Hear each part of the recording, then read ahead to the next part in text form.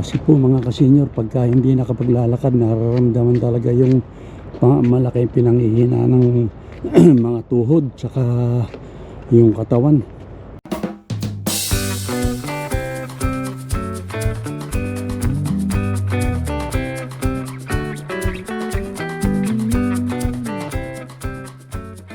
So you ready?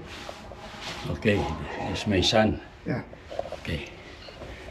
That's your son? Maglalakad na po kami mga kasenyor. Medyo malamig po ngayong umaga. Siguro single digit lang po ang plus ngayon. Okay. Dito po kami mag-uumpisa mga kasenyor. Papunta dun sa aming parke. Titignan ko ulit kung hanggang saan kami tatagal maglakad dahil matagal po kaming napakante. Ilang buwan po kaming hindi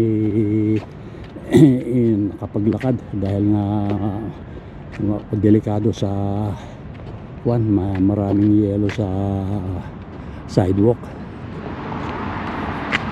Ano po ngayon, pasado alas 7 ng umaga.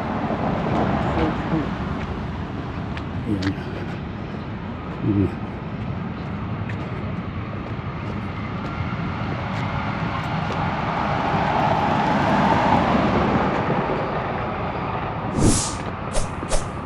So ayan, ito po ang parke namin na malapit sa aming bahay.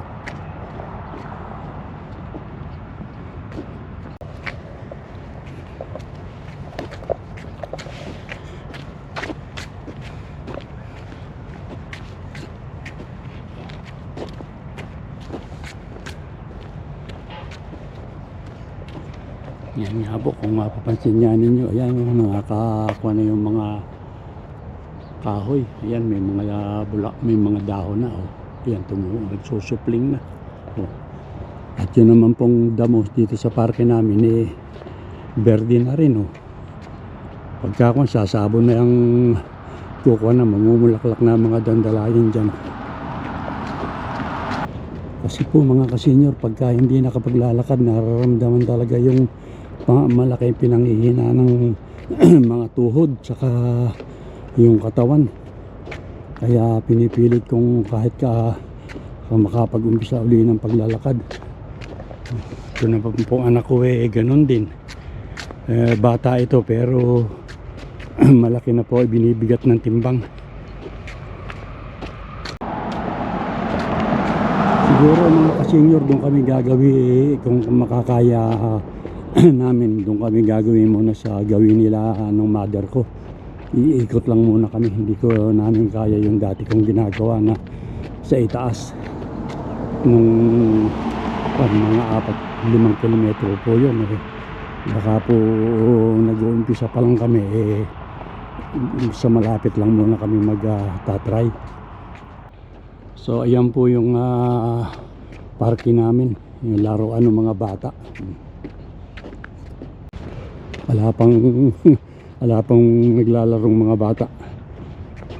Sa bagay po, Lunes na po ngayon ng umaga, kaya ganyang mamayang hapon po magkakaroon ng mga batang naglalaro dyan. So ayan mga kasenyor, eto na kami sa park na malapit doon sa bahay ng mother ko. Dito kami iikot pabalik dun sa dinaanan namin. Dito lang muna kami maglalakad mga kasenyor. Hindi pa po kami makakapunta doon sa taas sa elbow. Ayan. Oh. Malayo-layo rin po naman ito. Mga 2 kilometro balikan. Kaya pwede nang pang-umpisa ito sa aming paglalakad. How's your walk? It's okay. You're okay? Yeah. So ito na po yung pabalik, yung palabas dito sa park nila nanay. Yung malapit sa bahay nila nanay, dito na po kami babalik. Nakakuha na po kami yun, 1 kilometro. Tapos itong pabalik namin, another 1 kilometer. So bali 2 kilometers walk. Okay na po muna yun, pang-umpisa. So ayun po, andun po yung bahay nila nanay. Doon sa lugar na yun. Hindi na po kami dadaan at baka abutan kami ng ulan. Ayan, nakapundo eh. Cloud. Yeah, black cloud is Yeah, coming. right? Yeah. Yan, kung mapapansin po ninyo, medyo nakapaglinis na ng city, ng karsada. Nakakapagwalis na po sila. At palagay ko hindi na magyayelo. Pero yan pong mga nakaparada, kamukha niyan, hindi nila inalis. Ayan, marumi yung kwan. Nililisan po nila. Ayan.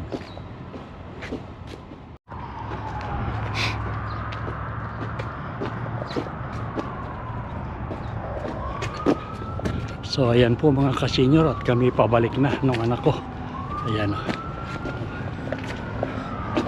Ayan po yung daycare na dinadaanan namin kanina. So ayan po mga kasenyor, at nagtago na po si Haring Araw. Kaya ayan, pundo na yan mas malamang baka ibagsak yan pamiyamiya. Sa bagay, malapit naman na kami sa bahay namin. Are we walking again tomorrow? No, not this time. Next day? Yeah, Okay. this is my first walk. Yeah, this is your first walk. So you need to rest. Yeah. Where's my new guitar? Yeah. Ayan, nakakita kami ng rabbit. Takot yung anak ko sa rabbit eh. Hindi ko na naipakita. Ito na kami sa bahay namin mga kasenyor. Hey, don't lock it. It's open.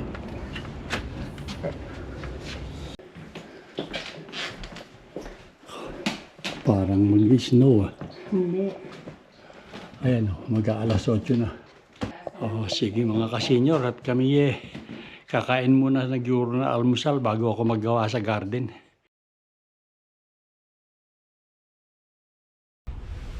So ayan mga kasenyor, nakatapos na po kaming almusal. Nung dumating po kaming galing mag-walk nung anak ko, nagluluto na si Mrs. na almusal. So kumain muna kami at tsaka ko itutuloy itong pagbubungkal ko nung taniman ko. Yung pong mga bawang na tumubo, bubunutin ko po, at dahil hindi maganda yung kanila, may malalaki tsaka may maliliit, pero yung maliliit po bubunutin ko na. Dahil nga sa hindi naman malalalim po sila hindi po lalaki yung bawang pagka malalim ang naging tubo. Eri po ipapakita ko sa inyong bubungkalin ko. So ayan po yung mga bawang ayan. Ayan sila ayan. At saka yung iba ayan Oo. Meron pong malalaki, pero yung malalalim po naman sila, kaya titignan ko pa kung ano mangyayari pagka hinukay ko. So itong lugar na ito, binunot ko na po yan kahapon. Hindi ko na nga po na-i-video dahil nga nakakuha ng ulan, nagmamadali po ako. So ginawa ko na rin po. Kaya ito, ayos na ito, ayos na po yan. Tatamnan ko na lang yan ng panibago, bawang, lahat.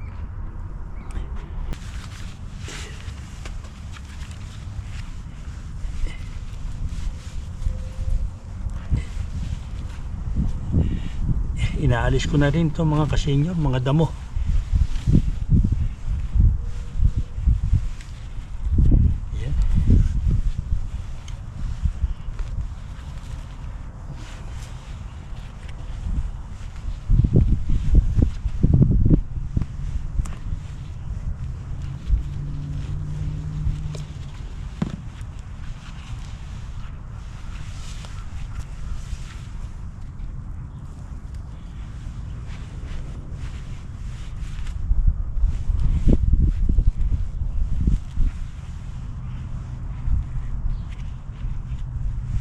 So ayan mga kasenyor, o tingnan nyo, malalim sila hanggang dito, nakabaon.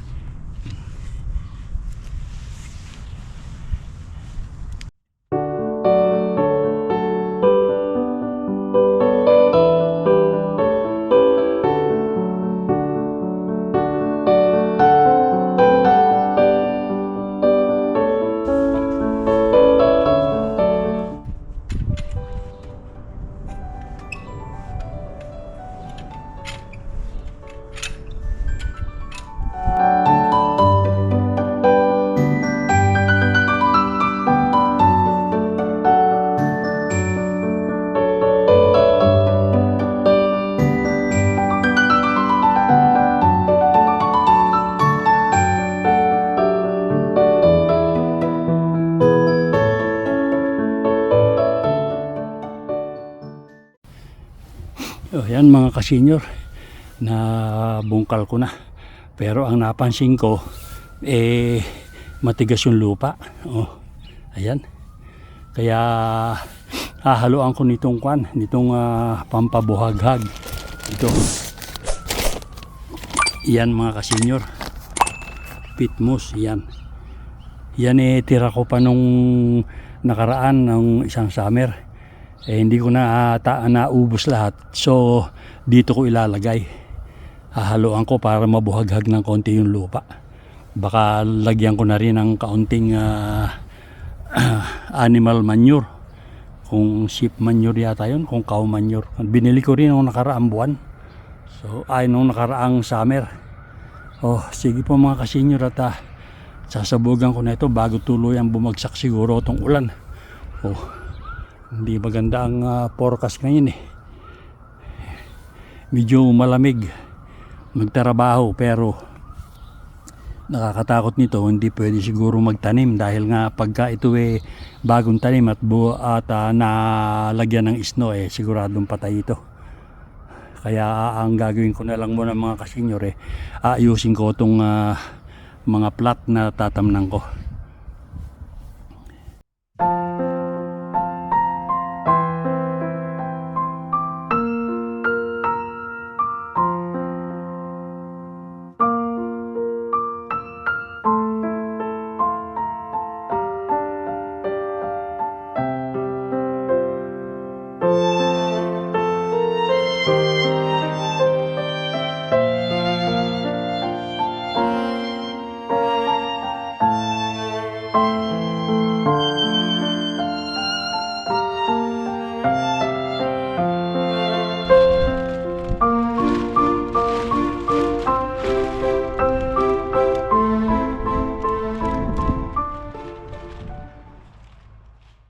So ayan, nasabugan ko na nung pitmos mga kasenyor. Ayan, hanggang doon. Hindi ko na nga binunot yung dalawang bawang na yun, at malalaki, baka mamatay lang, sayang din naman.